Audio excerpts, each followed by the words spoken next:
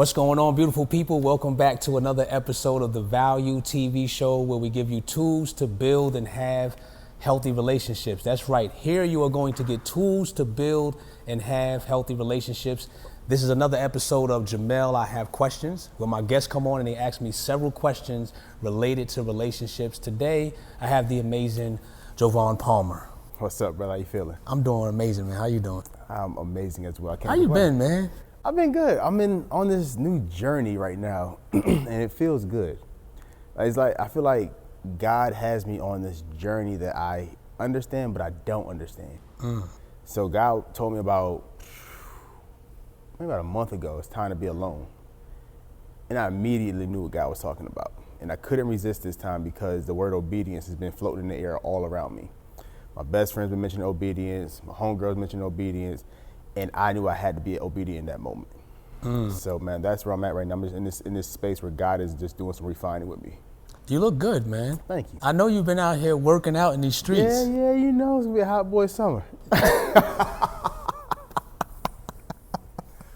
Okay. So, obedience. Yeah. Before we get into the questions, Okay. I know you got some deep questions. Tell the people what you got going on, because you got a brand. Do you want to talk about the brand? Just tell them briefly, because Briefly. In the podcast. So I am a podcaster. Living Blessed the podcast with Joevan Palmer on all media outlets. We just pretty much talk about traumatic events that you've experienced and how you overcome them and how you can help somebody else overcome those same exact things as well. I'm also known as the healing coach, where I help individuals through traumatic experience. If you experience something in a traumatic way, I help you rebuild that through reestablishing relationships, how to find trust again, and just all sorts of types of stuff that we'll dig deep into on the short end. Nice. Proud of you, man. I'm proud of you, brother. Thank you. Thank you. Now, where's these loaded questions? Because I know you got it. When it comes to relationships, man, it's just, I don't want to be the person who says Atlanta's, the cliche stuff that Atlanta's ghetto, is hard to date here. I wouldn't say it's hard to date. I just think a lot of times we really don't look at ourselves. And that's what I've been looking at lately, is like, I haven't looked at myself when it comes to dating or when it comes to relationships. I've realized that I don't really truly take advantage of my relationships. Not even just the ones that are romantic. I'm talking about the one that's just platonic, stuff like that, just like on a friendship level, where it's just, I just know people and that's just it. It just kind of stays surface. I don't go deep enough like I should. So I think my first question is, how do you go deep in both romantic and platonic relationships without getting cut or burnt? Repeat that question. How do you go deep in both platonic and romantic relationships without getting burnt? I was thinking about this morning. It requires a level of, one, sometimes we think about that burning part because we've been burnt before. Yep. I've exposed my heart to this person, whether male or female. I was burnt. Now this vulnerability portion, I don't know if I'm offering it again. So now we move into this avoiding. Yeah. And this is an episode that we're gonna release coming up, that avoiding part. We gotta overcome that. Absolutely. And I had to address that in my own personal life a few months ago. Like, you know what? I'm no longer avoiding certain conversations, because if I avoid this conversation, maybe there'll be friction. Maybe there'll be conflict. And these are all things that are building in my head, assumptions that hasn't even occurred yet. But I'm building it enough, or the enemy's playing with my thoughts enough to say, you know what? Don't talk to him. Don't talk to her. Don't reveal that. How do we do that? We have to surround ourselves with, I say this a lot, with healthy people that can help us learn how to communicate our feelings. Yeah. And really we have to be alone with ourselves and have I really overcome the hurt? Am I really healed from when I was burnt before? Right. Or the betrayal happened before? Because now I'm approaching a new relationship and I may be guarded. They're gonna probably do me like last time. When in actuality, they may not. And in actuality, I may be missing an opportunity. Right. Because then we bring God into the scenario. I pray, God, that you bless me with amazing people or amazing opportunities or whatever that thing may be. 9 times out of 10, when he's doing it, he's going to do it through an idea or relationship. For sure. And it's the very thing that the enemy is trying to distort to have relationships look like curses instead of blessings. And so therefore, when I hear the word relationship, I think I'm gonna avoid, I'm not being vulnerable. This is interesting, it's coming to me right now. Really, when we do that, we're avoiding the very thing that could set us free. Right. Your freedom is gonna come through relationships. Absolutely. I agree 1,000%. I believe we still should discern who we're giving our hearts to, who we're giving our minds to, because some people are built on manipulating our love, our mind, our time, and to take advantage. But the avoiding part, we have to overcome. That's what it is. That's crazy you mentioned that, because that's one of the things I'm actually working on with my therapist right now, the avoidance. So it's not that I'm 100% scared of getting burnt. It's just that I'm in this space right now where I'm challenging myself to everything that I once avoided, to face it head first. And it's, I won't say it's scary, it's just real weird. It's a weird feeling to, challenge a person that you never challenged before, speak up when you never spoke up before, to really just go deeper than you've gone before. Like I said, I've kept things on a surface level. Hey, how you doing? Things cool? Okay, all right, cool, bye. But now it's like, okay, now it's time to go deeper, to really, test the friendship, to test the relationship, to test, just testing things as, what they should be, to kind of find out where it are and where people stand in your life. Because sometimes what we do is we're avoiding things we should be confronting, and we're connecting to things we should be avoiding. So we're avoiding things we should be confronting, and we're connecting to things we should be avoiding. Sometimes we connect to the things we should be avoiding because it brings a level of comfort. Absolutely. This person, whether it's man or woman, they don't require much of me. Right. They don't require much of my feelings. They're not asking questions too deep, so they're asking the surface questions. They only want the surface part of me, so I can connect to this. Yeah. But I'm avoiding the one I should be confronting with my deep issues, with my heart, with my mind, because once again, this is probably somebody I'm spending a lot of time with. Yep. But I'm keeping them at surface when I should be keeping the other person at surface. Right. And going deep with this person.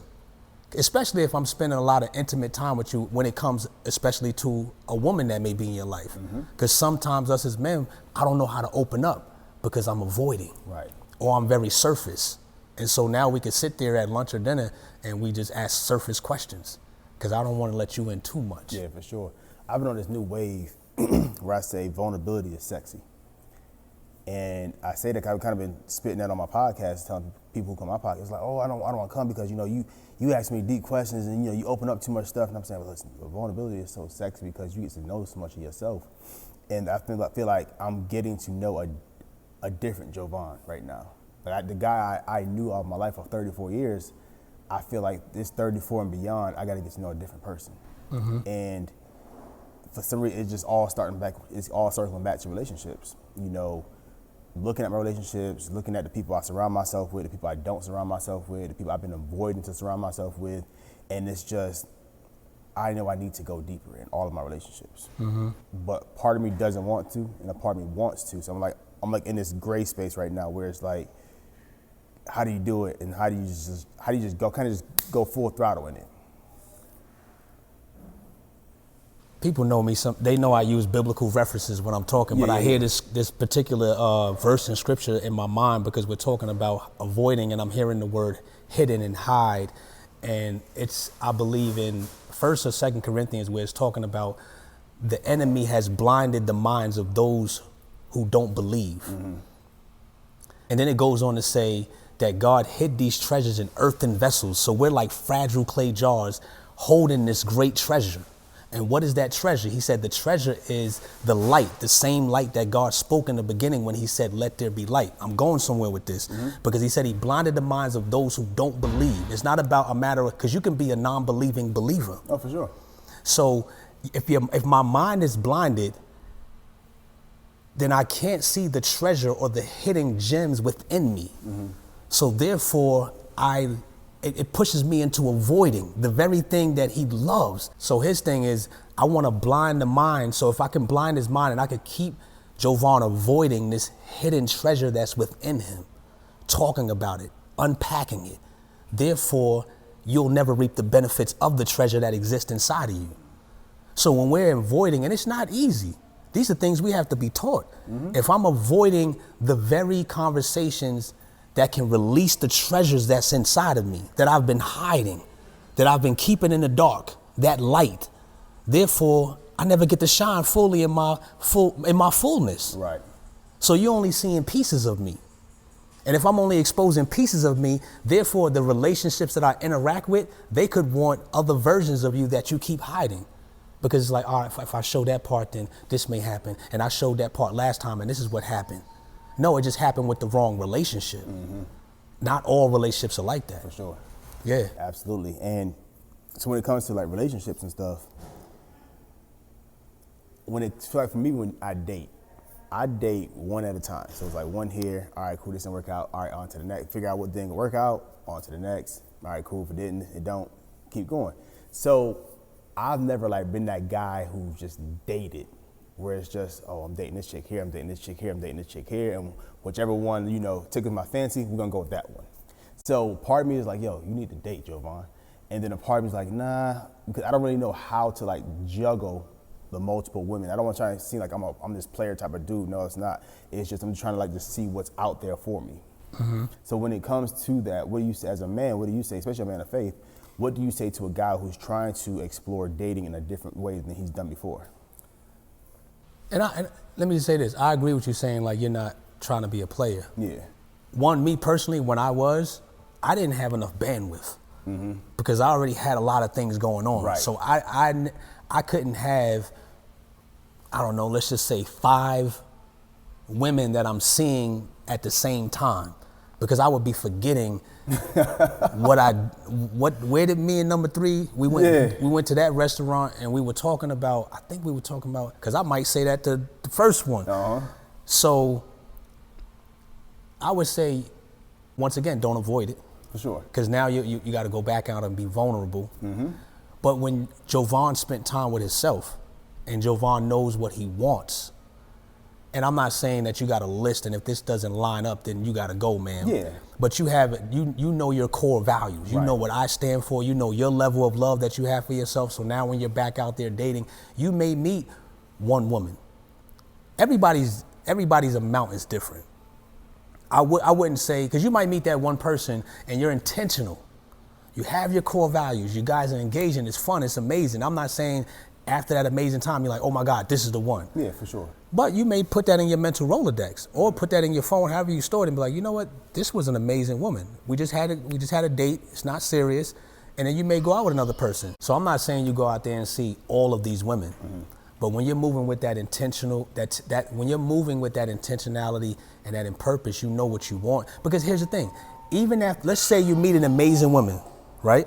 You met this amazing woman, she has all the bells and whistles, she shares your core values, she shares the same level of love that you have.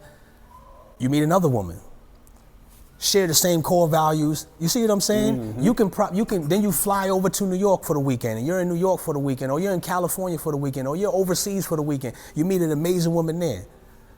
You're gonna always be encountering beautiful people with amazing personalities, sharing the same core values, sharing the same mindset, sharing the same level of love. So it's a matter of honing down and probably meeting that one or that second person and saying, you know what? I'm just gonna lock in on her. And if she's locked in on me and we have a mutual agreement, I'm gonna build off of that. I personally don't believe you need to have 5 people. That's too much. And try to figure out. I mean, of course, now if you got, I don't believe you need to have 5 people. Right. Especially when you've spent time with yourself and you know what you want, you know what you desire, you know your core values. When you meet that person and you have your level of discernment up, like, okay, you know what, this person is in alignment with me right here. Let me give her another date. And then you go on another date and you're like, you know what, wow, we're really aligning right here. Let me give her another date. Why bring someone else into the picture? Got you. You know? Yeah. Now, once again, this is me. Some people may be able to juggle this 5, but I would question that person. Why would you question them? Because my thing is, do you really know what you want that you have to go entertain 5 people to figure it out? And out of those 5 people, do you really know what you want, or are you really just trying to be a player? Okay. To see, okay, this first girl I went out with, man, we clicking and popping. I like her, really like her. The second one I went out, we really clicking and popping, but she offered this. So you want to have a variety of things in each woman, because maybe one doesn't have it all. And this is where men move into being a player. Oh, she don't have, all right, she's smart and all like this, but her body ain't like number 2. Number 2 got that body and she love me like this, but dang, she ain't like number 3, because number 3 like to travel like I like to travel, because number 1 and number 2 don't like to travel. Yeah. So you know what? I'm just gonna keep these 3. Instead of honing in, because you can't have it all. Nah. And here's the thing, even after, let's say you got 5, after you get 1, there's gonna be, let me just say this, man. Whether you go from dating, fiance, to marriage, you're gonna meet another amazing person on this earth that probably shares your value. Maybe you're on a plane and you're like, oh my gosh, she's just so amazing. She not like my girlfriend. She not like my fiance. She not like my wife. And let's just say you decide, you know what? I want her to be my girlfriend now, or I want to date her now. So you cut the number 1 off. Then you end up somewhere else at another lounge or wherever the case may be. Oh my God, I thought I had the one, but this is the one. That sounds like a person that is confused. They don't know what they want. Yeah. So you're running from one woman to the next woman to the next woman. And I'm not even saying you're sleeping with them. Yeah. I'm just saying you're going from one person to the next person, next person, next person. Know what you want. And here's the thing, people know what they want. We just play this game like we don't know what we want. Why do you feel we play that game though? Because we don't know who we are. And of course that's a lifetime discovery, but we haven't gotten quiet enough to discover, who am I? Or even asking God, who am I? Show me. And however he may speak to you or put you around people that you begin to discover who you are in your time alone. So we don't know who we are. So sometimes we'll have a plethora of women and we're trying to find ourselves in each one of them. Oh man, he know who you are. And that takes time. Oh, for sure. And some of us don't want to take that time. We don't want to be alone. Yeah. So therefore I'm gonna have multiple. And God forbid you're sleeping with all 5. Now you got a whole nother thing on your hand. Another headache. As a man, stop it. I'm gonna say it, stop it. I know the players are gonna come after me, but that's okay. This is the Value TV show. Yeah. We got valuable ammo too. Stop it. Because you're not only breaking these women's hearts, but you're breaking your own heart at the same time, and you don't even realize it. Yep. You're doing internal damage that's gonna eventually impact you externally. Yep. And then, God forbid, it impacts you eternally. Go ahead. So you're mentioning the one, right? What does well, I can't ask you that question because that's a question I asked myself, but what are some characteristics that you should look for when trying to find the one? To every person, it may be different because everybody desires different things. For sure. I believe everybody wants somebody with a level of integrity, honesty, and of course looks do matter. People try to say, oh, looks don't matter. No, they do matter. Beauty's in the eye of the beholder. Yeah, I would agree. Everybody's perspective on beauty is different, but looks, because you do want somebody that you're attracted to. Right. But that shouldn't be the main thing. I think when you're walking in your being, and when I say being, I mean your purpose and part of your purpose, and you know who you are, you identified, I know who I am. I've come into self-discovery. I realize that I'm discovering myself daily, but I have a nice level of self-discovery about who I am, and I'm walking in my being. So therefore, when you are going to choose, you're choosing more from internal than external. For sure. Yes, I am looking at this woman. She is attractive. She is beautiful. I like her form. But then after that, I'm seeing beyond. So now when I sit with her, I'm asking different questions. I'm not so much concerned about your external view. Now I'm asking intentional internal questions like, okay, in-depth questions. What are some traumas you may have experienced growing up? I can't see that on the surface. Right. That's an internal thing. And I'm not saying on the first date, but these are the type of questions I'm asking. Okay. Because I want to know what's in you, I want to know what's in you more than what's on you. Right. Because what's on you could just be painted and made beautiful anytime. Mm-hmm. But what's in you could be some dark, nasty, ugly spots. For sure. You know, and I want to know about that. And I want to know about the beautiful parts inside of you. But when I'm walking in my purpose and I'm becoming fully aware of who I am, those are the type of questions I ask. Those are the type of things I begin to look at. Now I'm not just out here like at a lounge or wherever I'm at and saying, man, she bad right there. Yes, she may be bad. But after that, your mind shifts to, I wonder what's in her. I want to get to know her insides and not that way. Mm-hmm. So when it comes to dating, right, you're saying that the first date, there shouldn't be